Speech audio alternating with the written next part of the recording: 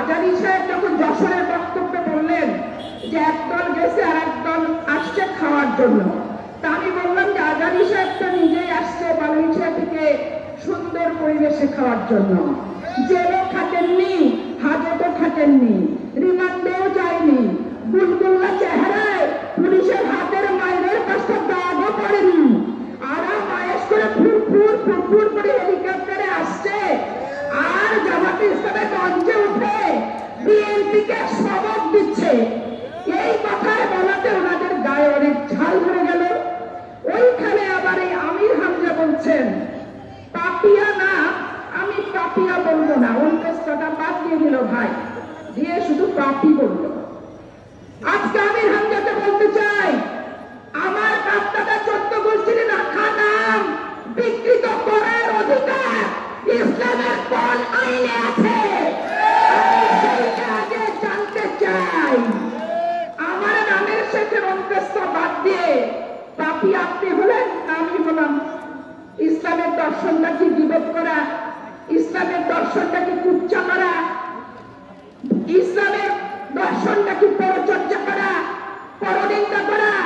তা আপনারা ওয়াজের নাম করে শুধু বিএনপি হারুন আর পাপিয়া, এই তো সারা বাংলাদেশ আপনি শুরু করেছেন। এই প্রশ্নের উত্তর দিতেই কিন্তু আমাকে চাঁপাইনবাবগঞ্জে আসতে হলো। আসতে যে ভাই দেওয়ালে সুন্দরীদের পোস্টার দেখলাম, নুরুল ইসলাম বুলবুল সুন্দরী সুন্দরী প্রতিযোগিতায় যাদের পোস্টার ছেপেছেন, আমার নজরুল ভাই মেয়র সুন্দরী উনি পোস্টার ছেপেছেন। এই পোস্টার আমার মনে করে দিলে 91 সালে যখন আমি মরিয়ুদ্দিনে ভোট করতে আসলাম তখন শুধুমাত্র দাড়ি বাঁধার একটা প্রতীক দেখেছিলাম, ব্যক্তির ছবি আমি দেখিনি। আমি তো নবাবগঞ্জে তখন নতুন আসছি, আমি জিজ্ঞেস করলাম যে দাড়ি পাল্লায় কে দাঁড়াইছে, তখন বললো যে লতিফুর রহমান দাঁড়াইছে। আমি ওদের ছবি মানে ছবি নাজায়েজ হারাম, পোস্টারে ছবি দেওয়া যায় না। নিজে যখন রাজনীতি করতে আসলাম দেখলাম মাখল আছে ছবি নাই, কাঁঠাল আছে ছবি নাই, পাল্লা আছে ছবি নাই, আবার দেখলাম ছবি আছে প্রতীক নাই। এইরকম পরিস্থিতি। আজকে ইসলামের দর্শনটাকে এক এক সময় এক এক ভাবে তারা আজকে ব্যবহার করছে। এই ব্যবহারের বিরুদ্ধেই হচ্ছে আমাদের প্রতিবাদ। কিছু ইউটিউবার আছে যারা সব সময় বলছে আমরা ভোট চাচ্ছি আওয়ামী লীগকে পুনর্বাসন করার জন্য, আমরা আওয়ামী লীগের দালালি করছি, অমুক করছি তমুক করছি, অনেক কথা বলছে।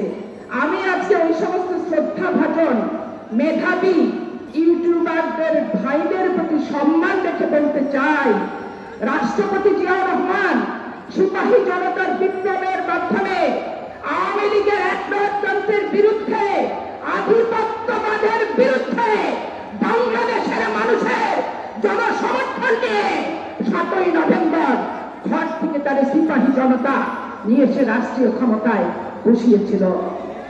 ওনার জীবন দশায় ভারতীয় আধিপত্যবাদের বিরুদ্ধে যুদ্ধ করছেন।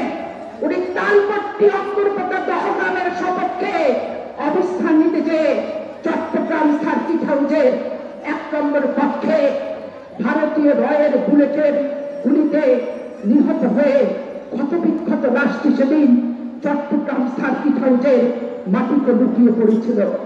যে নেতার কণ্ঠ থেকে শেষবারের মতো উচ্চারিত হয়েছিল প্রথম বাংলাদেশ আমার, শেষ বাংলাদেশ, জীবন বাংলাদেশ আমার, মরণ বাংলাদেশ।